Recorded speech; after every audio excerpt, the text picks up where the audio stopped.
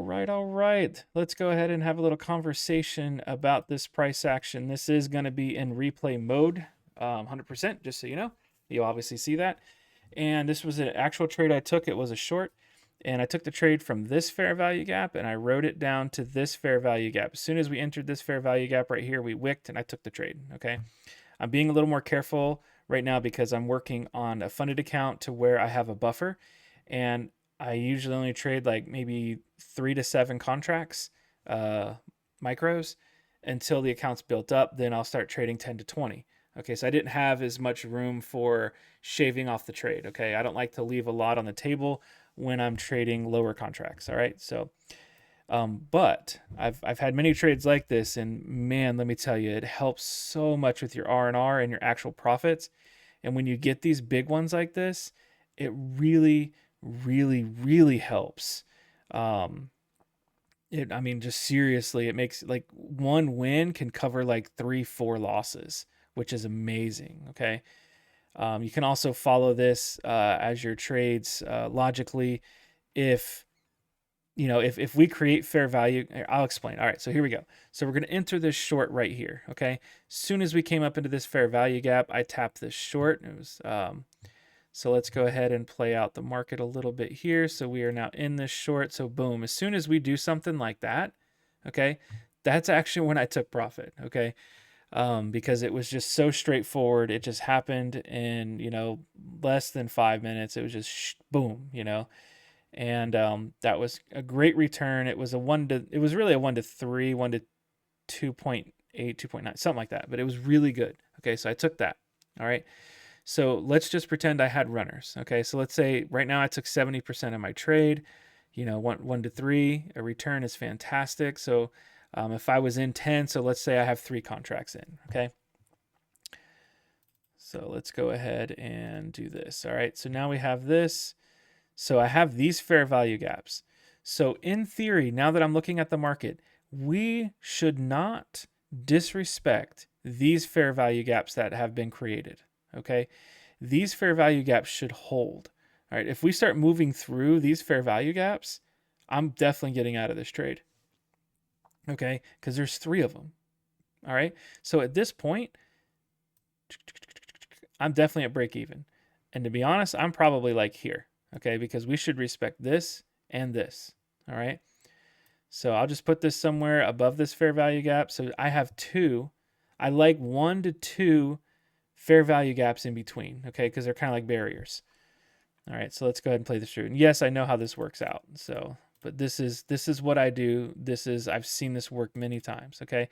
So we did respect this fair value gap. I like that. I do like that. Okay. So, and then not only do we respect it, we created another one. Okay. So now I have 1, 2. So what can I do? I can move this down. Okay. So now I've got 3 contracts that are running. Okay. So as we continue, I'm also paying attention. So this right here, this would have been a take profit for me, guaranteed. Guaranteed.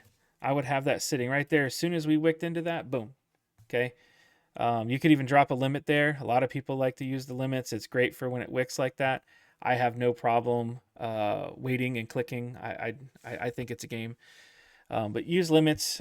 Just be careful putting limits on TradingView and Top Step X, and make sure that you flatten everything when you close the trade. I'm going to make a video on that, so if you don't understand that, don't worry about it. You just want to make sure when you're all done trading that there's no random limit orders on your chart that can be executed when price gets there without you knowing. Okay. All right. So now we took 1 con there. Okay. So now we have another one. All right. So we created this fair value gap, this fair value gap. So now our stop loss is here. We just took another con there. Okay. Boom. So what did we do? We created another little fair value gap right here. Yes, it's small, but hey, you know what? I'm starting to move this down. Okay. I really don't want to see this high or this fair value gap, get disrespected. Okay. Also, we've pushed through, this low down here as well. Okay. So now I've got my stop there. There's 2 cons left. All right, I'm gonna look just to make sure. Yeah, I would go ahead and drop another con right here. Okay, so then I'm gonna sell another one right there. So somewhere in here, we'll sell one. Boom, took another one. All right, and then I'm gonna go. What did we do? We created another fair value gap. So what am I gonna do? I'm gonna go ahead and move this somewhere above. I mean, you can do it above the creation of the fair value gap. You can just do it right above the fair value gap. If there's two, I will just do it right above. And if there's only one, I'll just do it above the creation of that fair value gap. Okay. So me personally, I would probably have sold out here. But you never know. Maybe I'm really going for gold, and there's nothing wrong with that. Okay. So let's move forward. And wow, that's another nice wick right there. We created a fair value gap right here. So what am I going to do? I mean, honestly, I'm just going to go ahead and tighten this up. Like, there's nothing wrong with that. So pretty much got an extra con here, and then we'll get the extra one here if we get stopped out. Honestly, I would probably go ahead and sell, but that's me, right? So let's just see where our last one gets stopped out at. Okay, so we created a fair value gap right here, right? And we just disrespected that fair value gap that we created, and we went through this one. Okay, so we just went through two fair value gaps. We hit our stop loss. We're out.